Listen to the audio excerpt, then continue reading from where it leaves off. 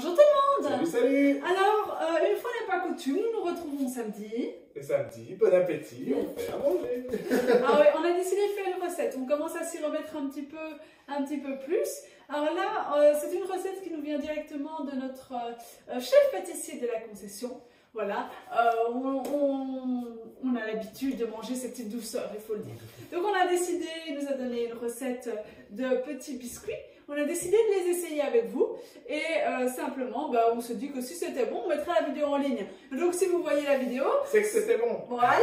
Alors c'est très simple, nous utilisons notre mixing bowl. Donc vous voyez un petit peu notre fameux bol qui est notre nouvelle génération de bol, faut-il le dire, avec des graduations à l'intérieur, des deux côtés, avec un revêtement spécial pour éviter que la pâte s'accroche et avec tout ce qu'il faut, où il faut, quand il faut, pour faire de magnifiques préparations totalement réussi. Exactement. Et il y a un couvercle aussi, si vous voulez faire reposer une pâte, ou on peut faire reposer avec un couvercle. Tout à fait. Oui, hein. Donc s'il y a des pâtes à faire reposer ou des trucs à conserver, une sanglier au frigo, c'est génial. Alors, vous allez voir, c'est extrêmement simple. Il nous faut 125 g de beurre, 125 g de sucre, 2 œufs. Alors, faites-nous confiance, après vous ne le voyez pas, mais il y a de la poudre d'amande et nous on mélange avec du coco. C'est de la poudre ça. Alors, nous on a les amandes, on va faire de la poudre dans le turbo chef évidemment. Et puis il y a de la poudre de coco. Et 250 g de farine. De la farine. Exactement. Vous voyez, très simple, vous avez normalement tout ça dans vos armoires. Alors, ce que je vais faire tout simplement, c'est de faire ramollir le beurre. Il ne faut pas qu'il soit fondu, il faut qu'il soit mou. Environ 30 secondes au micro-ondes. Pendant ce temps, Ben va faire la poudre d'amande. Ah, je me demandais ce que j'allais faire. Merci. Je vous laisse. Alors, la poudre d'amande, on le fait avec le turbo chef. Je ne vais pas le réexpliquer en long et en large, c'est pas le sujet de la vidéo. N'oubliez juste pas d'enlever les protège-lames, évidemment. Et il y a plein de trucs à faire avec. Nous, on va faire de la poudre d'amande. Il nous faut 105 g de poudre. Donc, faites-le en 2 fois, ça ne mange pas de pain. Je vous rappelle juste, pour un emploi optimal, de bien tirer la coque dans un plan parallèle à la surface pour ne pas le griffer. Si vous êtes assez à l'aise pour le faire en l'air, ce que moi je fais, parce que je suis très grand, vous pouvez. C'est votre truc, vous faites comme vous voulez.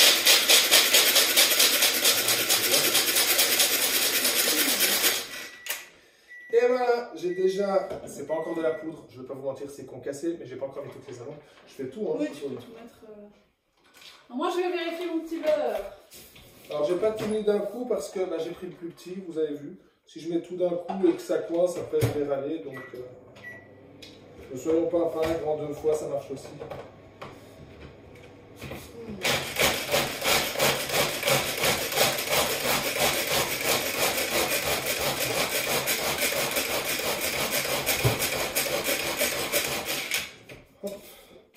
Et voilà, je commence à avoir... C'est encore un peu épais pour moi. Ouais. Je ne sais pas ce que tu en penses. Ça, c'est l'avantage. Vous choisissez si vous voulez de la poudre très fine ou un peu épaisse. Moi, j'ai envie qu'elle soit un peu plus fine que ce qu'on a là.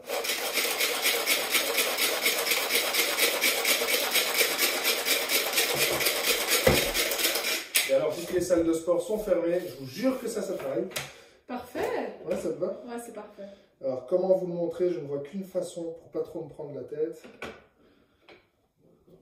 Donc c'était les amandes pleines. Voilà. Ouais, c'est nickel. C'est exactement ce que je voulais. Vous voyez, il faut commander et on l'a directement. Moi, pendant ce temps, mon beurre est plateque, pas fondu, mais un petit peu mou. Je le mets dans mon mixing bowl avec ma petite spatule étroite. Alors, ce que j'utilise là, c'est bien les micro-cooks. C'est là, donc pour fondre au micro-ondes, au congélateur, vous pouvez les mettre également. Faire fondre au congélateur.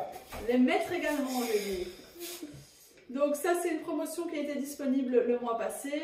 Je sais que certains en ont bien profité. Donc vous voyez, c'est un exemple de ce que vous pouvez faire avec. Une fois que ça, c'est mis dans le mixing bowl, vous rajoutez votre sucre fin. Alors, petite alternative, la cassonade aussi. Alors, on rajoute le sucre. Le batteur sans fond, très pratique pour éviter d'avoir des cloches qui sont impossibles à enlever. Faut aussi présenter le béquet que je viens de ramener. On vous en a parlé la semaine passée. Il y a même 2 semaines, je pense. Non, hein. Il me semble, il me semble. On vous en a parlé. Voilà. Oh, on obtient quelque chose de très joli, ça. Alors, je vous le montre. Hein. Voilà. Donc, c'est un peu ce style beurre pommade sucré. Il y a une texture, donc ça ne doit pas être complètement fondu. Vous voyez qu'il y a de la mâche encore. Ce qui va nous permettre d'incorporer les 2 œufs maintenant. S'il te plaît. Yeah, merci. Voilà. Donc, vous incorporez les 2 œufs entiers. Ça comme un coton. Donc là, pour une fois, c'est pas moi. On bat également La différence, c'est que moi je nettoie. les coupures.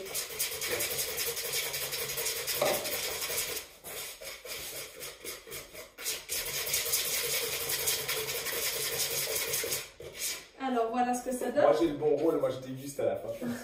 Ça donne vraiment un liquide, je ne sais pas si vous le voyez bien, mais vraiment très dufteux, magnifique. Ça sent en plus déjà bon.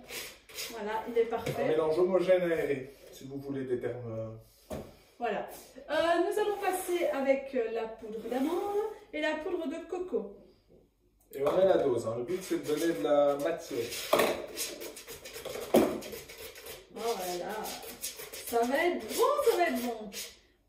Vas-y, continue. Oh, vas-y, vas-y. Un nuage de coco. Un nuage de coco. Vas-y, mélange toi. Ils sont comme moi, ils regardent, ils ont faim. Mais allez, mets tout. Hop.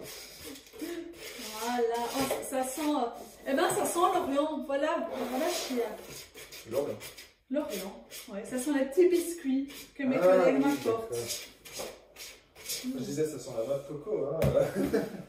Alors, on va rajouter petit à petit la farine pour que ça fasse vraiment quelque chose d'homogène et avoir vraiment une pâte.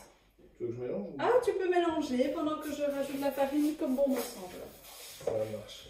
Alors, j'ai oublié, je préchauffe mon four. Bravo. Comment vous montrer vraiment ça donne envie. Hein. Voilà. Donc là, petit à petit. Donc bien avoir le geste du fouet souple.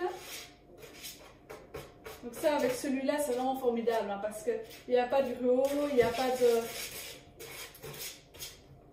Le plastique n'est pas non plus attaqué ou griffé. Ça met de l'air également dans la préparation. C'est tout ce qu'il faut. Tu vas mettre combien de grammes comme ça?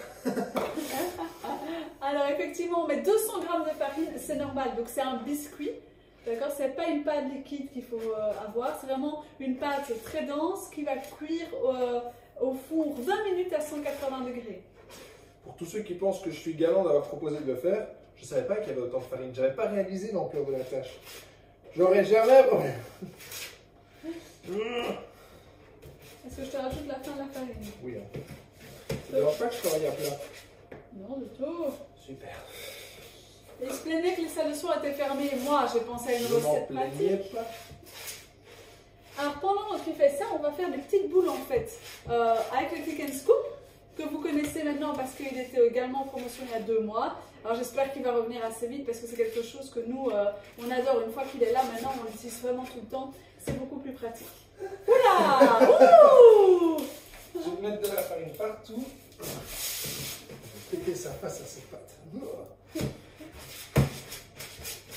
On voit qu'il n'a pas l'habitude d'être dans la pâtisserie. Mais moi, c'est les plats salés. C'est toi les desserts. Ou les boissons. Pas pour rien qu'il vous a parlé de sangria et de morito tantôt. Hein? Moi, je bois les boissons, je les prépare pas. Ah bah bon, ça, en fait. ouais, ça commence vraiment à avoir une belle tête. Comme ça, vous voyez un petit peu. Ouais, très bien. Exactement, c'est la texture qu'il nous faut. Avantage du fouet souple. Ça tombe tout seul, évidemment. Ça glisse. Alors, parfait. Merci. Pas de rien. Nous allons prendre notre première plaque de cuisson avec la feuille en silicone. Alors, évidemment, la feuille en silicone, on l'a humidifiée avant et elle repose sur une plaque de cuisson qui n'est pas occupée d'être préchauffée. D'accord? La plaque est froide. On vous le répétera à chaque fois, je sais très bien, mais c'est important parce que perdre comme ça un rouleau en silicone à cause d'un choc thermique, ça fait fortement râler. Alors, c'est très simple. J'enlève mon fouet que je mets sur le côté. je prends simplement une petite boule de pâte et je clique. Et c'est parti. Et voilà, première petite boule. Alors, notre chef pâtissier nous dit que pour encore plus de gourmandise, il faut mettre une amande au centre de ce biscuit. Alors, là, je fais simplement, voilà, sans amande au centre. Il y a déjà beaucoup d'amandes à l'intérieur, donc voilà. Hop. Moi, j'aurais bien mis une noix du Brésil en fait. Et une noix du Brésil, carrément. Une demi. Bref, les goûts et les couleurs. Ça reste de la cuisine, on vous rappelle. Hein, nous, on vous montre ce qu'on fait et puis faites comme vous voulez, si vous voulez. En tout cas, j'en ai un, je ne sais pas si vous le voyez, qui est là. Attends, Vous voyez une petite truffe, hein? Non, on voit rien du tout. Oh si, ils ont fait la petite truffe. Ouais, t'es dans la caméra. Et voilà. Effectivement, il y en a un qui a tout compris. Il le sait, hein, mais ils savent toujours qu'il y a un petit bout de pâte qui tombe inopinément, voilà. Ça finit avec le fouet. Oui. Alors, petite astuce du fouet. Si vous avez des enfants, ils ne vont pas se battre. Ou si vous avez des adultes. Il y a 6 pics. Avec 2 doigts, on nettoie une pique et on peut manger. 6 enfants, maximum. Donc vous arrêtez à 6, hein, ok? T'en veux, toi? Ben, je prendrai le restant qui est dans le... Dans le bol? Ouais. C'est pour moi, ça. Ah. Donc voilà, il faut bien les espacer. Laissez quand même 2 à 3 cm parce que la pâte va monter. La farine doit être fermentante. Sinon, vous prenez de la farine, vous pouvez même prendre la farine un peu plus spéciale, la farine d'épeautre, peut-être, pourquoi pas. Et alors, vous avez besoin de la levure à côté pour que ça monte. Et voilà, alors, pendant qu'ils s'impatientent à côté de moi, je viens de finir la première plaque, la première feuille en silicone. Donc je vais faire la deuxième. Maintenant, vous n'avez pas besoin de voir ça. Hein? D'accord, vous savez le faire. Et je pense que l'exemple est tout à fait probant. Vous voyez qu'ici, il y a vraiment des petites boules. Ce Cooking Scoop est parfait. D'accord. On va les mettre en cuisson. Je vais faire ma deuxième pâte et vous allez avoir la photo de la réalisation. Vous êtes des vénards. Dans 2 secondes, vous avez le résultat. Et moi, je vais attendre toute la cuisson. 20 minutes. Mais moi, je pourrais manger. Voilà, hein. Faut choisir son camp. Hein. On espère que la recette vous a plu. Ben vous nous dites si vous la faites, ce que vous en pensez. Mettez les photos du résultat et tout, c'est toujours chouette, il y a toujours des idées et tout. Clairement. Enfin bref, en tout cas, merci d'avoir regardé la vidéo. On vous souhaite un excellent samedi. Et bon appétit. Et bon appétit, bon week-end. Salut, salut.